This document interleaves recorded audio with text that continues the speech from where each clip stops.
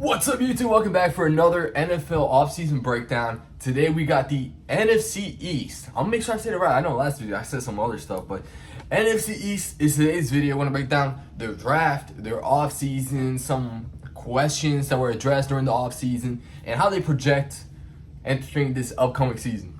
So let's kick it off. First team we're gonna talk about in the NFC East is gonna be the New York Giants. Now, New York Giants entering this offseason, biggest question: who is going to be the quarterback? How are they going to fix that O-line?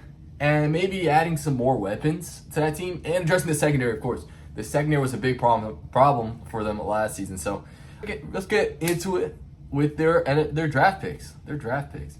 In the first round, of course, everyone knows, they picked Abdul Carter. Now, this is a very interesting pick. They chose to address their defense over their offensive line. Rightfully so, as Abdul Carter is probably one of the best players in this year's draft. So it makes sense. That defensive line for the Giants is going to be nasty. They got Brian Burns, Kayvon Thibodeaux, and now Abdul Carter. And in the middle, they got Sexy Dexy. So that defensive line is going to be nasty. And that's a good pick on the Giants. He's a versatile player. He can even play linebacker for them if needed. Also in the first round, they traded up and got their future quarterback in Jackson Dart out of Ole Miss. Now, during the offseason, they did sign Russell Wilson and Jameis Winston. So he's definitely going to be sitting this year. I would think if anything happens to Russell, I would assume Jameis would step in. So this is kind of like a sit and learn kind of year for Jackson Dart, but still a good pick for them. I think that's the right thing to do. Let him develop. Watch these veteran quarterbacks, see how they handle things, and just kind of pick it up from them. So I thought it was a good move by the Giants. Pick up your future quarterback. In the third round, they picked Darius Alexander, defensive tackle out of Toledo. I thought this was a great pick. Line him next to Sexy Dexy, and that's a complete defensive line. So I like what they did here. They bolstered up the defensive line. I think that was a great pick. He's an underrated player, and I think he can definitely develop to be a nasty player in this league. So I thought that was a good pick. Fourth round, Cam Scatterbo, running back out of Arizona State. It's a common theme with the Giants in this year's draft. I thought they got a bunch of hits. So Cam Scatterbo, he got that dog in him. He's a physical running back. He's going to be in that running back room with Tyrone Tracy Jr. and Devin Singletary. This is the kind of physical running back you want in your running back room, splitting carries. He's a dog. He's not going to go down easy. So I think this is a great pickup by New York. This is going to be interesting to see how they run behind that offensive line. Speaking of which, their next pick was Marcus Bow, something like that, guard out of Purdue. Kind of adding some more pieces to the offensive line. And then that was two more depth pieces there. So taking a look at their free agency moves, not a whole lot of depth pieces. They did sign a lot of players. Especially on that offensive line. So they're trying to figure out something for that offensive line. A lot of depth pieces on the defensive line as well. The more impactful players for the Giants that they signed, definitely Javon Holland and Paulson Adebo. Two big secondary pieces that really needed to address that secondary, and they did. They got, I guess Paulson Adebo is going to be their cornerback one. We'll see. He's coming off a major injury. He had a broken femur. That's tough. Javon Holland, he's coming off a down year, so we'll see if he's able to bounce back and be an impact player.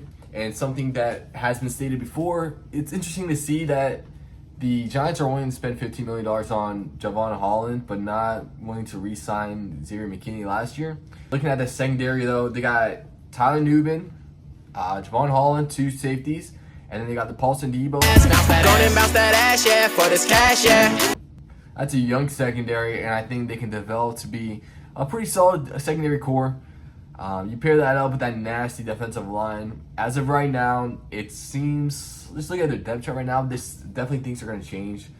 They got Sexy Dexy, Robertson Harris, Brian Burns, and Abdul Carter. We'll see how they put Kayvon Thibodeaux into that defense. As far as the offense, you got, like I mentioned earlier, Russell Wilson's quarterback, Tyrone Tracy Jr. is going to be the starting running back. Pair that up with Devin Singletary, Cam Scatterbo, and Eric Gray. Wide receivers, Malik Neighbors, Darius Slayton's coming back. And a receiver to watch is definitely Jalen Hyatt. He hasn't been impactful as most Giants fans would like, but I guess you never know. He still has like talent with him. He got that speed, but he's a limited route tree kind of guy. But they also got Wan'Dale Robinson as well, a really good third receiving option. And now for the offensive line, they kind of did change some things up. Evan Neal looks like he won't be a tackle no more with the moves they made. It looks like they're trying to move him to guard, but it won't be a starting guard, it seems, based on this depth chart. And then we'll see where that fifth round guard from Purdue fits in. Seems like he's going to be more of like a role player kind of position. But yeah, that's the Giants. I thought they moved in the right direction to be a competing team. But I still think they need another big time weapon for Russell Wilson and in the future Jackson Dart to throw to. And I still think they got to adjust that offensive line. It still isn't all that great. I mean, last year they were the 31st ranked offense. Now, it's shaky offensive line. They got a better quarterback, yeah, but we'll see what they do. I think they're more banking on their younger players developing. Next team, we got the Dallas Cowboys. Now, a few questions for the Dallas Cowboys is, how are they going to address the guard position now that Zach Martin retired? How are they going to address the linebacker need? And more of like, I guess this is, okay, so it's the trenches. There were some issues with defensive line, offensive line. Running back, who's going to be the running back for this team? And then also, I'd say linebacker. Secondary, not too much of a big deal, but definitely the linebacker room. So those are the three big questions. I think they kind of addressed each one to a certain extent. So we'll get into that. First, we'll start with their draft picks. In the first round, the Cowboys selected Tyler Booker, guard. This is going to be a great replacement for Zach Martin. Tyler Booker was one of the better guards in this year's draft. So he is going to be a really good guard. The Cowboys have invested 3 first-round draft picks on this offensive line. So we'll see how they develop. It was Tyler Guyton, Tyler Smith, and Tyler Booker. 3 Tylers. 2 more, you complete the Infinity Gauntlet. So, yeah, I think that was a great move by them. Definitely protect your quarterback and try to develop some sort of run game now that you don't have like a clear number 1 running back. So, I think they're going to go by running back by committee. So, we'll get to there. The second round, I thought it was a great pick. Donovan, I'm not even trying to pronounce that, defensive end out of Boston College. This guy looks like a dog, and he's going to line up across Micah Parsons, hopefully, if he gets paid. But according to the depth chart, it seems like Dante Fowler Jr. is going to be the starting edge rusher, but I think eventually he's going to take over. So I think that's a nice piece. Build up that defensive line, line him across Micah Parsons. You also have Mozzie Smith and Osa. Yeah, you got those guys in the defensive line, so the defensive line is building. In the third round, I thought this was a great pick. They got a bunch of value picks here. Shavon Revel Jr., corner out of East Carolina. He was a pretty good corner out of East Carolina, but he is recovering from an ACL tear, so that's why he kind of fell in the draft. And yeah, he won't be like, you got Darren Bland and Trevon Diggs. Normally one of those guys get hurt, so you can also get him in there. They also traded for Kyrie Elam, getting some more depth in that cornerback room, so I think you can't go wrong there. So I thought it was a great pick. 5th round, Jaden Blue, another running back to add to that running back committee. Looking at their free agency signings, they were pretty quiet during free agency.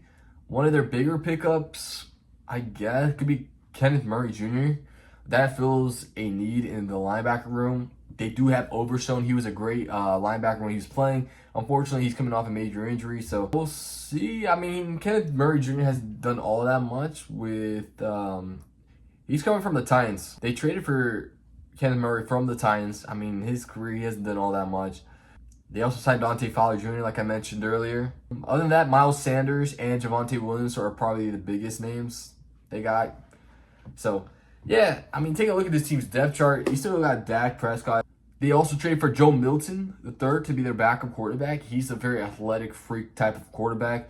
The running back room, it's going to be a running back by committee. Javonte Williams, Miles Sanders, Jaden Blue, Deuce Vaughn, and maybe even Phil Maffa. 5 running backs and get touches. That's nuts. And I can't believe I forgot this. They also traded for George Pickens. So they got CeeDee Lamb and George Pickens. That's a huge pickup. Now you got Jalen Tolbert and also Kevontae Turpin in there as well. Two fast guys. I think this wide receiver room is going to be nice. Now, defense, it was a little bit of concern. Defensive line, I think it's looking solid as is right now. Dante Fowler Jr., also the edge rusher from Boston College. You also got Mozzie, Osa in the middle, and Micah Parsons on the other side, as long as he gets his new contract. And they had some depth pieces for defensive tackle. That was the other need for them. Now, linebacker could still be a question. We'll see how Ken Murray Jr. is able to play, and then how Overshown is able to return. Secondary, I wouldn't worry too much. I mean, I'm not too sure who's going to be the nickel corner here. But they still got Malik Hooker, safety, and Donovan Wilson. The Cowboys are an interesting team. I think they'll be able to compete as long as Dak Prescott stays healthy. If not, I think they have a suitable quarterback there in Joe Milton. And they got plenty of targets. And I think they have plenty of running backs too. So they kind of stacked this team up with some pretty good receivers and a whole lot of average running backs. So we'll see how that pans out. Next team, we have the reigning Super Bowl champions in the Philadelphia Eagles. Now, this team still stacked. They always have a good draft, no matter what. They always get some good players. They're able to develop their players. So I just feel like the Eagles are just always going to be good now, as long as they have the same front office. So they are able to scout talent. They're able to develop talent. They're just killing it right now. The biggest questions for me, how are they going to replace Mekhi Becton? Maybe addressing the linebacker, and maybe the secondary a little bit. So, and we'll get into those. Starting off with their draft picks, in the first round, they picked Jahad Campbell, a linebacker out of Alabama. Very good player. I thought he was going to go before he reached the Eagles. They traded up one pick, so I guess someone was trying to trade it up to get him. I think that's a great pick. He's another linebacker for the linebacker room. They definitely needed it. That linebacker room is going to be looking dangerous now. I do know that Kobe Dean is still recovering from a torn patellar tendon injury, so we'll see if he returns. If not, I'm pretty sure he'll be taking his place until he gets healthy. We'll see what happens there. I mean, he was definitely the best player available at that time. So, second round, safety Andrew Makuba. He's going to be kind of taking the role of C.J. Gardner-Johnson. He got traded to the Texans. In return, they got Kenyon Green. So maybe he's going to be taking the place of Mekhi Becton. We'll see. I think they're competing for that position. We'll see what happens there. But he's going to be taking position. The safety's going to be taking position of C.J. Gardner-Johnson. I don't know too much about him. Other than that, no one else notable. Besides in the 6th round, they did take Kyle McCord, a quarterback out of Syracuse, and Cameron Williams, a tackle out of Texas, in the 6th round. He fell heavy. Now taking a look at their free agency. They just filled this team with like a bunch of linebackers. They just got the former Giants in Azeez Ojulari. They also got Adore Jackson, a corner. Definitely going to need some more depth pieces there. And they also signed Joshua Chua, another linebacker. They also signed A.J. Dillon. He's going to be a depth piece there. And then we signed Zach Bond. Now, taking a look at this team's depth chart, they're going to be pretty much running back the same team, the same core, pretty much. Jalen Hurts is still there. Saquon Barkley. You do have a receiving running back there in Will Shipley. And you also got that powerhouse of a running back in A.J. Dillon. Receivers are going to be pretty much the same. A.J. Brown, Devontae Smith, Jahad Dotson. You got Johnny Wilson in there as well. Tight end still Dallas Goedert. I could have sworn they were going to draft the tight end in this draft, but the two top ones went pretty early. So now, again, to the question of offensive line, it's going to be pretty much the same offensive line. But it looks like Kenyon Green might be that other guard replacing Mekhi Becton. Right now, it has Tyler Steen as the right guard. Don't know if that will stay consistent. We'll see. But the defense, it's going to be nasty. There's some rumors saying that Cooper DeJean's going to be put back at safety. We'll see what happens there. But if so, you still got Quincy Mitchell, Keely Ringo, Eli Ricks, and then I'm pretty sure Adore Jackson will probably take his place. And they have the safety out of Texas as their starting safety as well, right next to Reed Blankenship. So maybe, I mean, this team got so much depth piece, man. They got so much talent on this team. It's so hard not to pick them to not go back to back. It's going to be crazy, as long as they all stay healthy, of course. Next team, the team that surprised most people last year. We got the Washington Commanders. In the first round of their draft, they took Josh Connerly Jr., an offensive tackle out of Oregon. They chose to address the offensive line, protect your future quarterback, and that offensive line is looking pretty good as it consists of Laramie Tunsil, who they traded for this offseason. They got Tyler Biadasz in the center, Sam Cosmi, and now the right tackle will probably this their new rookie. So in the second round, they chose to address the secondary, which definitely was much needed. When they drafted Trey Amos, a corner out of Ole Miss, I think he'll be a good quality piece there for that secondary. He didn't have the biggest free agency besides signing or trading for Debo. They did trade for Debo, and they also traded for Laramie Tunsil. So those were the two biggest moves in free agency. All the other moves they made were mostly like depth pieces or re-signings. Not the biggest offseason. Besides, it's kind of like, okay, so they did get like a bunch of depth pieces, and they also added Debo Samuel and Laramie Tunsil. So that's a pretty good offseason to me. I think they could have addressed the defense a little bit more. Just taking a look at this team's depth chart right now, the offense is looking pretty good. You got Jaden Daniels, you got Marcus Mariota as the back quarterback. The running back room still consists of Brian Robinson Jr. and Austin Eckler. You maybe could have added another younger guy in there. Receivers, Terry McLaurin. You added Debo Samuel Sr. And you got Noah Brown. And I heard Noah Brown recently got hurt during training camp, so we got to keep an eye on that. If so, you still have Luke McCaffrey, and they did draft Jalen Lane out of, I believe, Virginia Tech. They did re-sign Zach Ertz. He's going to be the tight end now for this next upcoming season. And like I mentioned earlier, the offensive line is only getting better. Taking a look at this defense. The defensive line is like solid. The interior line is looking pretty good. They got Darren Payne still. They don't have Jonathan Allen anymore. He left the team. But they did sign Javon Kinlaw. And they did draft Desir Newton last year. And they also signed Eddie Goldman. So they got some pieces there, some rotational pieces for that interior defensive line. As far as the edge rushers, not the greatest right now. It's listed as Dorrance Armstrong and Wise Jr. So we'll see how they address the pass rush here. Linebacker is looking pretty solid as they got the troll that is Frankie Louvu, who would not quit jumping over that Eagles offensive line and trying to do everything he can to stop that tush push. You got Bobby Wagner coming back for I don't know how many seasons now, but we'll see if he's able to still keep it up. Secondary, they didn't add some pieces. Marcel Lattimore, they added him last year. They traded for him. They didn't do all of that much, but he was dealing with a hamstring injury apparently. This year he should be healthy. And they also drafted Trey Amos. They also got their second round draft pick from last year's draft out of Michigan. So we'll see how these young guys are able to develop. My only concern is the pass rush. Will they be able to get to the quarterback in time, provide that pressure? I do think they'll be able to stop the run, but providing the pass rush is going to be crucial here. So, yeah, that pretty much sums up all the NFC East teams. Now, in terms of predicting how this division is going to finish up, in first, it has to be the Eagles. They got so much talent on that team. In second, I'm going to go with the Cowboys, actually. I do think the Commanders are going to take it down here. Not sure how that defense is going to fare up, but this sophomore slump. I'm not gonna say Jaden Daniels is going to have a sophomore slump, but I don't know. It's going to be tough to follow up last season. They were in a lot of close games. But speaking of which, in third, I'm going to have the Commanders. And in fourth, I'm going to have the Giants. I wouldn't be surprised if the Giants are able to get to that third spot. But I don't want to see the Commanders are going to finish fourth in the division. They're too talented on that offense. So I'm going to go with the Giants. I'm just going to say they're not there yet. But they're making the right move to be competing.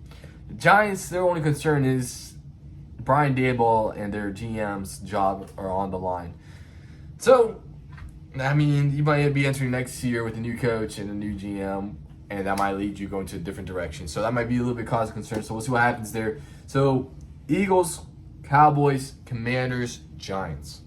So I like that, how that shaped up. So if you enjoyed the video, make sure to give a like in the video, subscribe to the channel, and stay tuned for more upcoming content. Catch you guys later. Peace.